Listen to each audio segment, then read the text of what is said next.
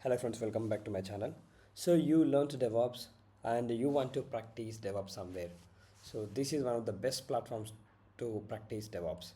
So if you click on start for free and it's free, click on continue with email and then put your email, put your name and then user email. In this case, I'm just gonna create a temporary, I'm gonna use temporary email.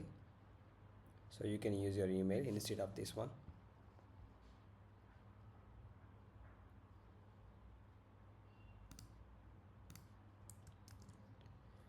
And then put the password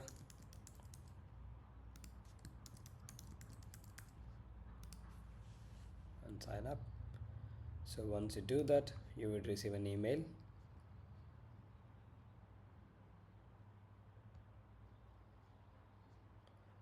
Confirm it.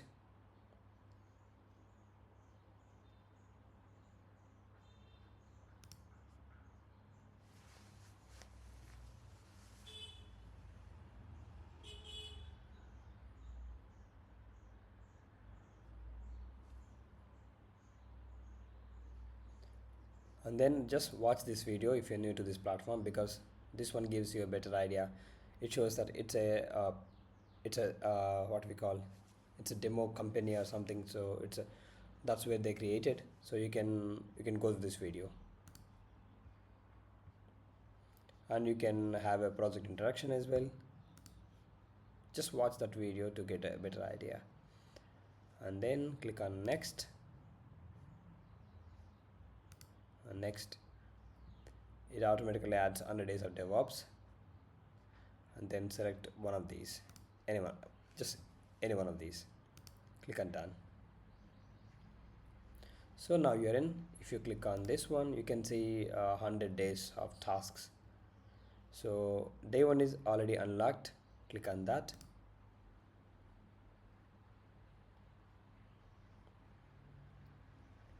So what I'm going to do in this series, just instead of simply finishing the task, I'll try to explain what it does in reality. So that gives a better idea on this. Trust me, guys.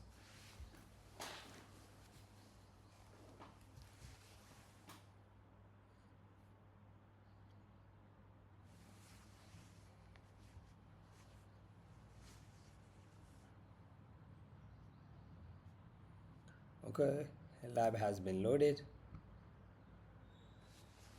So this is jump server. So when you load the labs, it automatically comes with the server. So this is jump server, because the reason to call it jump server, so we basically interact with the other servers from this server.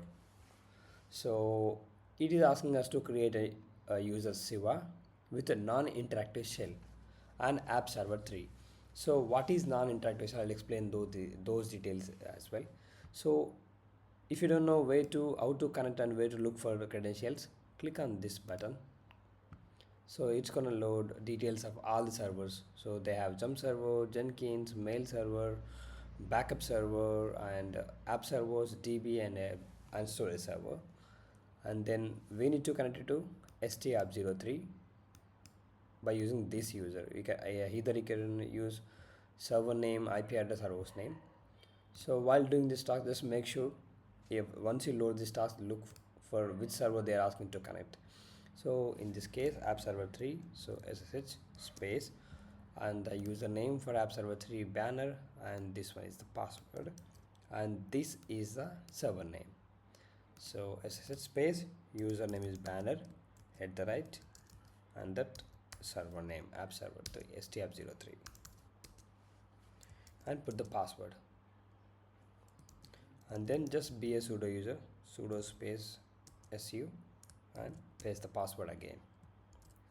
Okay, once you're here, first try to create a user. So I'm going to use add user command for Madhu. Okay, I've created a Madhu user, and then I'm gonna set a password for Madhu.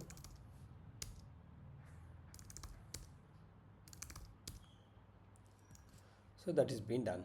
If I open new terminal, if I connect it to that user Madhu stapp03,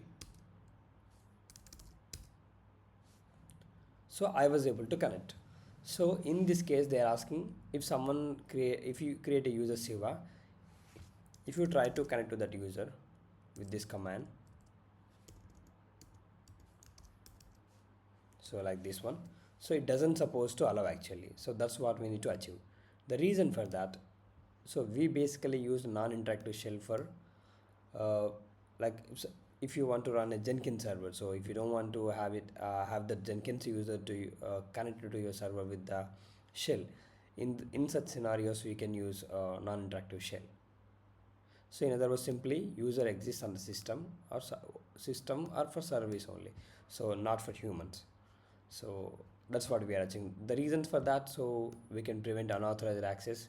So if someone tries to use connect to that server with that username, it doesn't allow.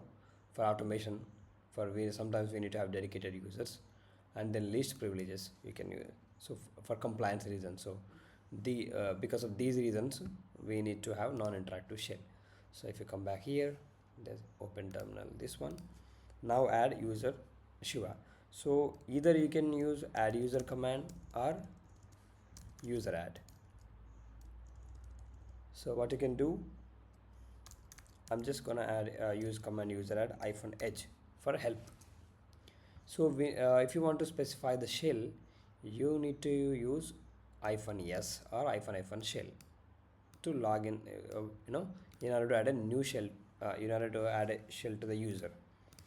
So what I'm going to do, that's add user, right? Useradd -s.